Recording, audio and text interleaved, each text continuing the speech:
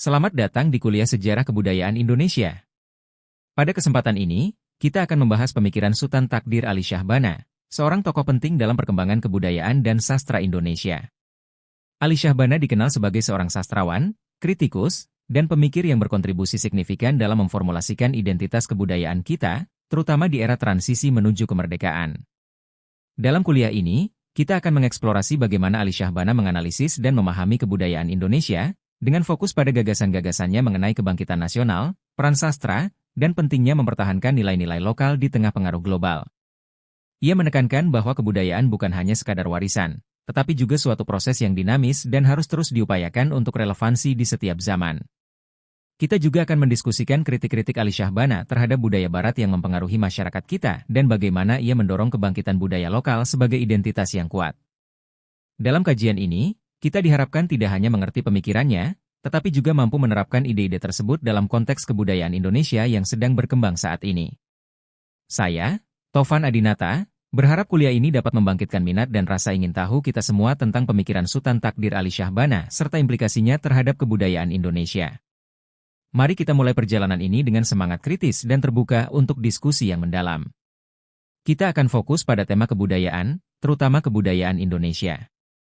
Tidak hanya membahas apa itu kebudayaan Indonesia, tetapi lebih dalam lagi, bagaimana menjadi makhluk berbudaya di Indonesia. Tokoh utama yang akan kita bahas bulan ini adalah pemikiran Sultan Takdir Ali Syahbana tentang kebudayaan. Mungkin beberapa dari kita pernah mendengar nama Sultan Takdir, terutama dalam konteks pelajaran bahasa dan sastra Indonesia di sekolah. Beliau adalah pelopor pujangga baru, tokoh intelektual, budayawan, dan ahli bahasa. Malam ini, kita tidak akan membahas seluruh karya beliau, melainkan fokus pada pemikirannya tentang kebudayaan. Sekitar tahun 1935, terjadi polemik kebudayaan di Indonesia. Sebelum kemerdekaan, para intelektual saat itu merancang konsep ideal Indonesia yang berkemajuan. Salah satu pemicu debat besar saat itu adalah gagasan Sultan Takdir, yang sering dianggap kontroversial karena mengusung pemikiran yang dianggap kebarat-baratan. Bulan ini, kita akan melihat dua sudut pandang yang kontras. Pertama adalah perspektif Sultan Takdir, yang dianggap liberal dan westernis.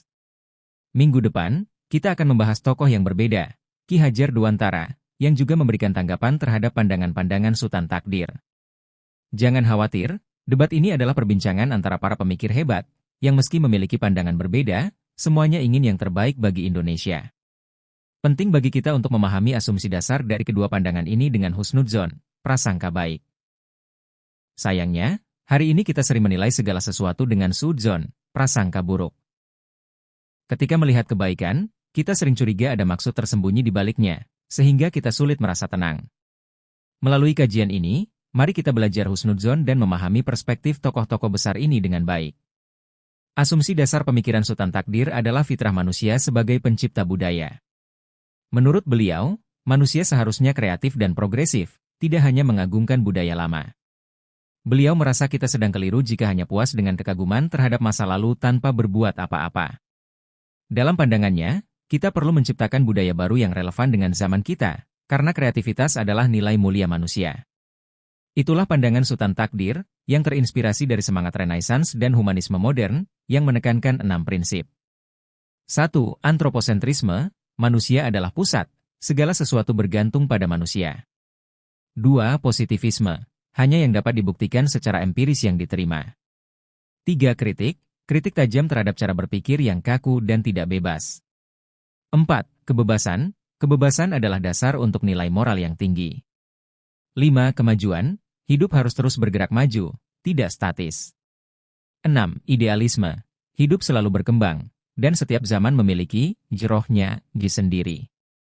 Menurut beliau, Indonesia seharusnya bergerak ke arah modernisasi dengan menjunjung ilmu pengetahuan dan logika. Beliau berharap kita bisa lepas dari cara berpikir kuno yang tidak rasional, karena bangsa ini perlu mengejar kemajuan ilmu pengetahuan sejak dahulu. Mari kita mulai mendalami pemikiran beliau. 1. Mengapa kita harus terus berkembang dan berdaya? Jangan biarkan dirimu hanya diam tanpa bergerak. Menghargai dan menghormati budaya serta masa lalumu adalah hal yang baik. Namun, jika hanya itu yang kamu lakukan dan situasinya tidak ada kemajuan atau perkembangan, kita sebenarnya keliru. Menurut Sultan Takdir Ali Syahbana, manusia memiliki dua kodrat, sebagai makhluk alam dan makhluk budi. Mungkin di masa itu, istilah budi lebih sering digunakan untuk menggambarkan kecerdasan atau intelektualitas manusia, yang disebut juga sebagai akal budi. Inilah yang membedakan manusia dengan makhluk lainnya. Sebagai makhluk alam, kita memiliki sisi fisik yang statis, dengan pola dan hukum alam yang mengaturnya. Namun, di sisi batin atau budinya, manusia memiliki kapasitas untuk berkembang dan mengeksplorasi kehidupan, untuk menentukan nilai-nilai dan arah hidupnya sendiri. Disinilah manusia berbeda dari hewan yang hidup dengan insting tanpa kemampuan untuk berinovasi atau berkreasi. Akal budi memungkinkan kita memilih nilai-nilai apa yang ingin kita hidupi dan seperti apa kita ingin mewujudkan hidup kita. Maka dari itu, manusia adalah pencipta kebudayaan, hasil dari pengolahan budi dan daya pikir. 2. Kebudayaan, hasil dari olah budi dan daya. Contohnya sederhana, lihat saja jendela. Dari sekadar lubang di dinding pada zaman purba hingga bentuk dan fungsi jendela yang lebih kompleks seperti sekarang. Semua itu adalah produk budaya. Sultan Takdir mendefinisikan kebudayaan sebagai penjelmaan keaktifan budi manusia dalam menanggapi persoalan-persoalan hidup dan nilai-nilai. Eksistensi kita sebagai manusia tercermin pada apakah kita memiliki budi dan daya yang terlihat dari karya-karya kita. Budi meliputi pikiran dan kesadaran, sementara daya adalah kemampuan kita menghasilkan sesuatu. Dari sini, kebudayaan lahir sebagai respons terhadap masalah hidup, seperti telepon yang kemudian berkembang menjadi smartphone untuk menanggapi kebutuhan komunikasi jarak jauh. 3. Nilai-nilai dalam budaya. Sultan Takdir menyebut beberapa jenis nilai dalam budaya yang diambil dari pemikiran Sprenger, yaitu nilai teoretis, pandangan mengenai benar-salah. Nilai ekonomis, perhitungan untung rugi. Nilai religius, sakralitas dan profanitas. Nilai estetika, keindahan atau ketidakindahan. Nilai politis, kekuasaan dan ketundukan. Nilai sosial, solidaritas dan kemandirian sosial. Setiap budaya memiliki konfigurasi nilai-nilai ini, yang mencerminkan pandangan hidup mereka terhadap berbagai aspek kehidupan. Pandangan Sultan Takdir, yang terinspirasi dari semangat Renaissance dan humanisme modern, yang menekankan 6 prinsip, yang salah satunya antroposentrisme. Manusia adalah pusat, segala sesuatu bergantung pada manusia. Sultan Takdir memperkenalkan konsep autopoiesis, yang berasal dari ilmu sosial dan berarti penciptaan diri sendiri. Autopoiesis mencakup self-creation, self-organization, self-referential, serta sistem yang tertutup dan terbuka. Idealnya, sebuah bangsa atau individu dapat membentuk dirinya sendiri, self-creation, mengatur diri untuk mencapai tujuan, self-organization, mengandalkan sumber daya dalam diri sendiri, self-referential, dan bersikap tertutup namun terbuka terhadap pengaruh luar yang bermanfaat. Sebaliknya, jika kita selalu tergantung pada orang lain, kita tidak akan mandiri. Ketidakmampuan untuk mengatur diri, misalnya, akan membuat kita bergantung pada pihak luar untuk mengendalikan dan mengatur kebutuhan kita. 4. Perbedaan pra-Indonesia dan Indonesia. Sultan Takdir membedakan antara pra-Indonesia dan Indonesia. Menurutnya, Indonesia lahir dari generasi yang memiliki cita-cita bersama untuk mendirikan negara yang merdeka. Sebelum itu, setiap wilayah masih mengutamakan sejarah dan identitasnya masing-masing, seperti sejarah Aceh, Mataram, atau Banjarmasin. Kesadaran untuk bersatu dalam satu bangsa yang dinamakan Indonesia baru muncul menjelang kemerdekaan. Sultan Takdir ingin agar generasi pada masa itu bergerak maju, tidak hanya mempertahankan nilai lama, tetapi juga beradaptasi dengan perkembangan baru. Itulah esensi dari budaya yang dinamis dan terus berkembang. Jadi, jangan takut untuk merancang sesuatu yang baru dan lebih maju. Sultan Takdir Alis Jahbana berpandangan bahwa untuk berkembang, kita harus memiliki dasar pemikiran yang berani mencontoh cara berpikir dinamis dari Barat. Menurut beliau, jika kita mengakui Barat sebagai peradaban yang maju, maka logika sederhananya adalah meniru aspek-aspek yang membuat mereka maju. Ini adalah pendekatan yang beliau sebut sebagai benchmark, atau tolak ukur dari Barat karena sudah terbukti efektif. Menurut Takdir, ada 3 hal yang perlu dikuasai oleh Indonesia untuk menjadi negara maju. Pertama, ilmu pengetahuan, kedua, ekonomi yang kuat, dan ketiga, teknologi yang rasional. Beliau menegaskan bahwa penguasaan ketiga aspek ini harus dilakukan secepat mungkin. Meski begitu, hingga hari ini tantangan ini masih besar bagi kita. Bahkan istilah negara berkembang masih melekat pada kita, seolah-olah pencapaian ilmu pengetahuan, ekonomi, dan teknologi belum sepenuhnya tercapai. Takdir menginginkan agar budaya Barat dijadikan tolak ukur untuk kemajuan, meskipun ia juga menyadari bahwa banyak yang akan mengkritik pendekatan ini. Menurutnya, Indonesia idealnya harus menjadi negara yang sangat modern, tetapi tetap mempertahankan keunikan budaya lokal sebagai kontribusi berharga bagi kebudayaan universal manusia. Jadi, takdir tidak ingin kita meninggalkan budaya kita, melainkan ingin budaya kita dikemas secara modern dan menyumbang ke peradaban dunia. Takdir juga menambahkan, selain ketiga aspek di atas, Indonesia perlu menguasai keterampilan berorganisasi, yaitu kemampuan menata diri dengan pemimpin yang baik serta masyarakat yang terorganisasi dengan baik. Hal ini penting karena, menurutnya, budaya Timur lebih ekspresif dan emosional, sedangkan Barat lebih progresif dan saintifik. Ini membuat Barat menjadi lebih maju dan logis dalam pencapaian modernisasi. Di Indonesia, banyak hal yang dikritik oleh takdir terkait budaya kita yang masih lekat dengan pola-pola lama. Pertama, masyarakat kita masih sangat percaya pada mitos, roh, dan hal-hal gaib. Kedua, solidaritas kita cenderung eksklusif, lebih kepada kelompok atau golongan, seringkali mengabaikan nilai-nilai kebenaran dan objektivitas.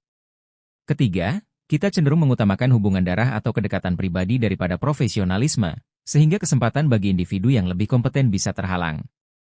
Kritik berikutnya adalah kuatnya peran agama dalam setiap aspek kehidupan kita.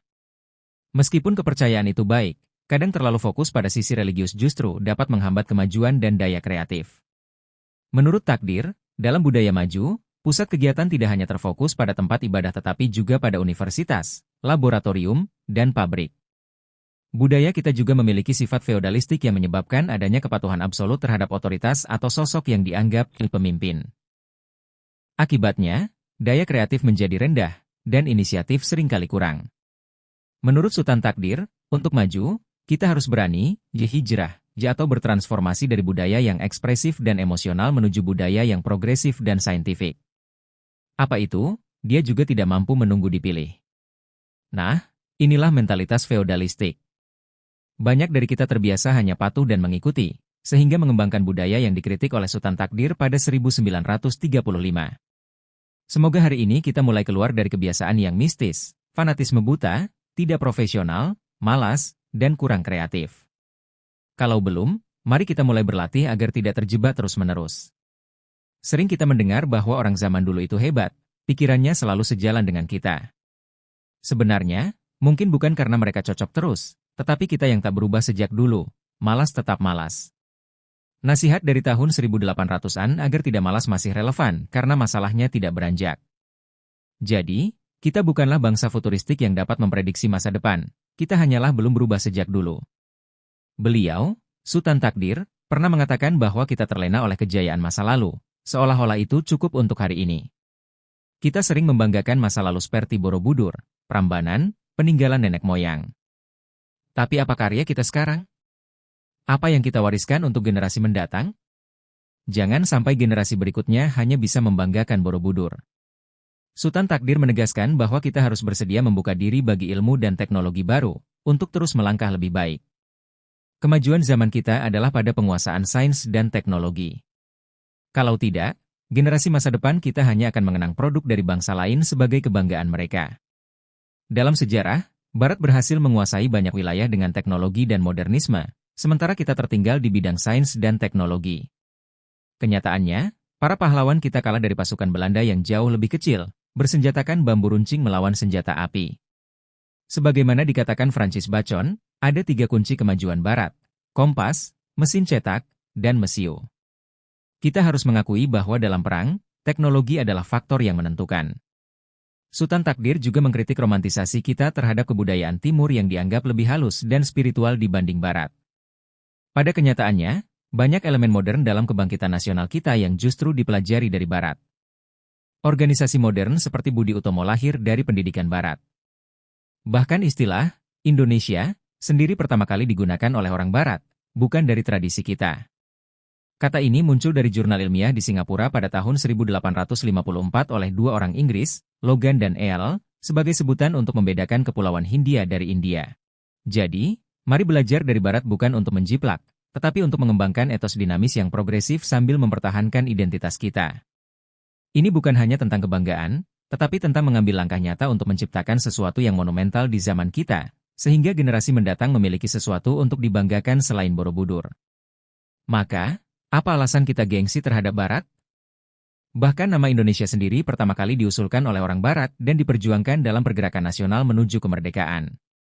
Tokoh-tokoh yang memperjuangkan kemerdekaan kita pun banyak yang dididik oleh Barat, termasuk dari organisasi-organisasi seperti Budi Utomo. Pada saat itu, kita adalah bangsa yang dijajah, dan pendidikan tinggi hanya tersedia melalui lembaga-lembaga yang dikelola oleh penjajah. Ini adalah fakta sejarah, meskipun mungkin terasa mengganjal bagi sebagian dari kita. Dalam hal ini, Sultan Takdir Ali Syahbana menyarankan agar kita tidak malu untuk mengejar ketertinggalan dengan belajar dari Barat. Saat ini, keinginan untuk mendapatkan beasiswa ke Jerman atau Inggris dianggap wajar, meskipun kita seringkali masih mempertahankan pandangan anti-Barat dalam ceramah-ceramah. Menurut Sultan Takdir, orientasi pada sains dan teknologi, rasionalitas, dan pemikiran ilmiah seharusnya bukanlah hal asing bagi budaya kita, sebab pada dasarnya, kebudayaan Islam dulu pernah menjadi pusat dari rasionalitas dan sains.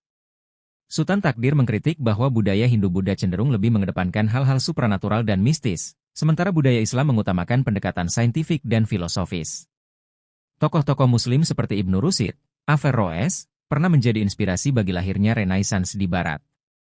Umat Islam pernah menjadi pusat peradaban yang tinggi dalam ilmu pengetahuan, teknologi, dan filsafat, dan hal inilah yang disebut oleh Sultan Takdir sebagai zaman keemasan Islam.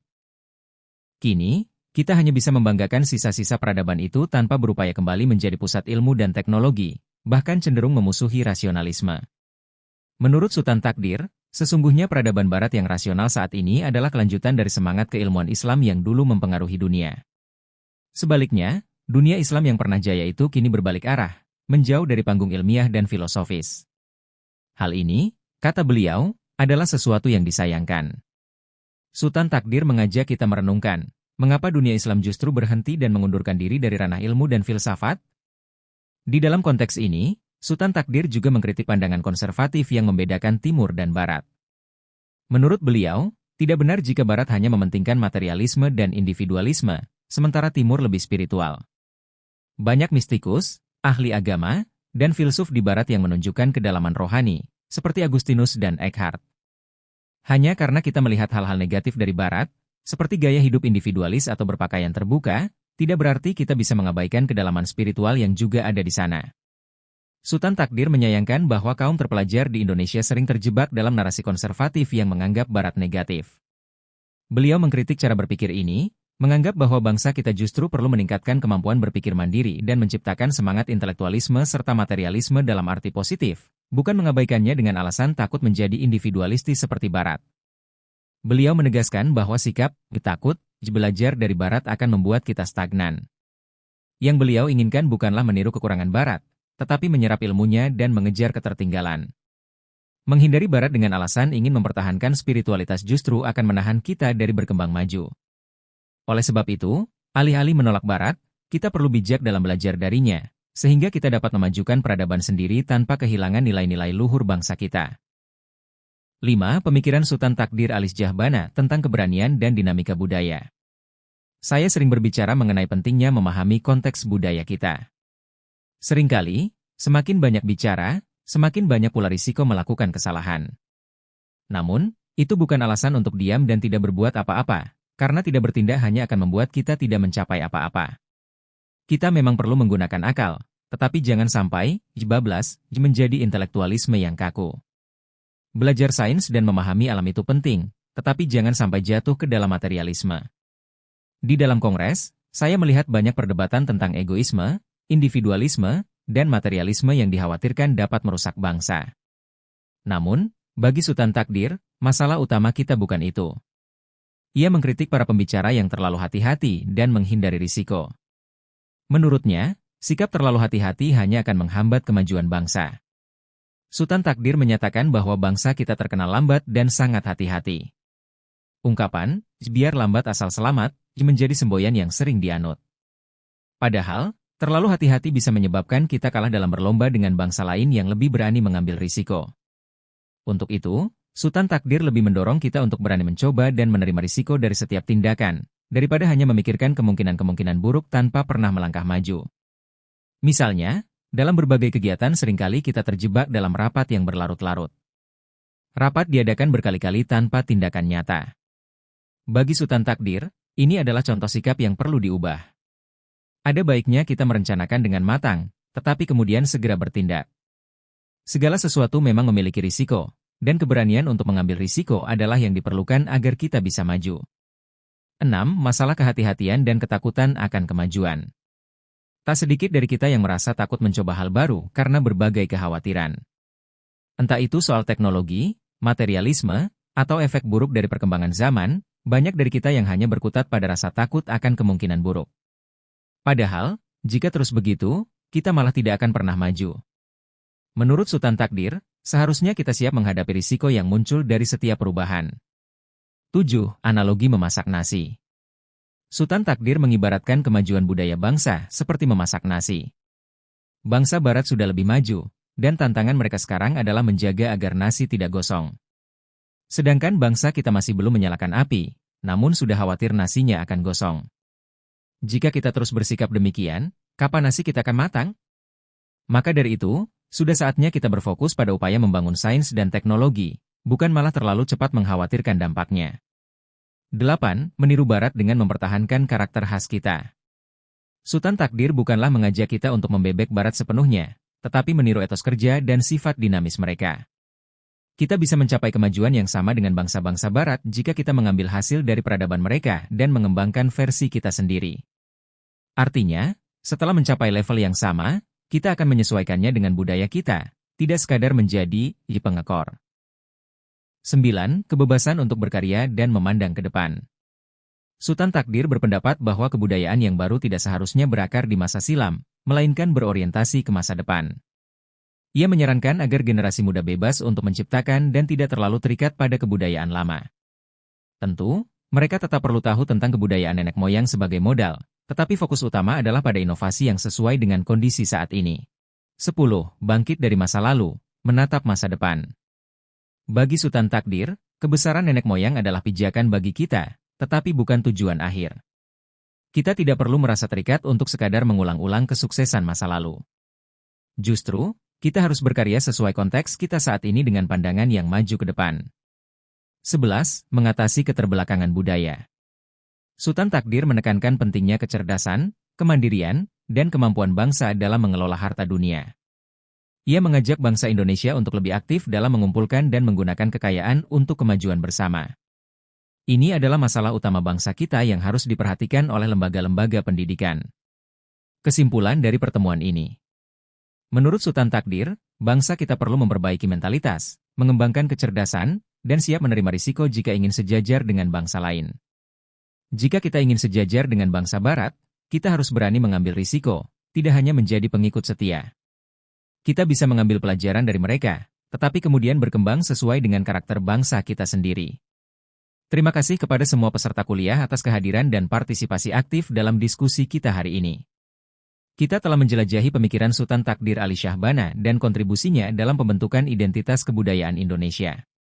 Gagasan-gagasannya tentang pentingnya mempertahankan nilai-nilai lokal serta kritiknya terhadap pengaruh budaya asing memberi kita wawasan yang berharga dalam memahami perjalanan kebudayaan kita. Sebagaimana Ali Syahbana pernah berkata, kebudayaan adalah hasil cipta manusia yang senantiasa berubah dan beradaptasi. Pernyataan ini mengingatkan kita bahwa kebudayaan tidak bersifat statis, ia terus berkembang seiring dengan perubahan zaman dan konteks sosial. Dalam era globalisasi saat ini, tantangan dan peluang baru muncul, dan pemikiran Ali Syahbana dapat menjadi panduan dalam menavigasi kompleksitas tersebut. Saya, Tovan Adinata. Berharap kuliah ini tidak hanya memberikan pengetahuan tentang pemikiran Ali Syahbana, tetapi juga menginspirasi kita untuk lebih mendalami dan merayakan kebudayaan kita sendiri. Mari kita terus berkontribusi dalam memperkuat identitas kebudayaan Indonesia yang kaya dan beragam. Sekali lagi, terima kasih atas partisipasi Anda semua. Sampai jumpa di pertemuan berikutnya.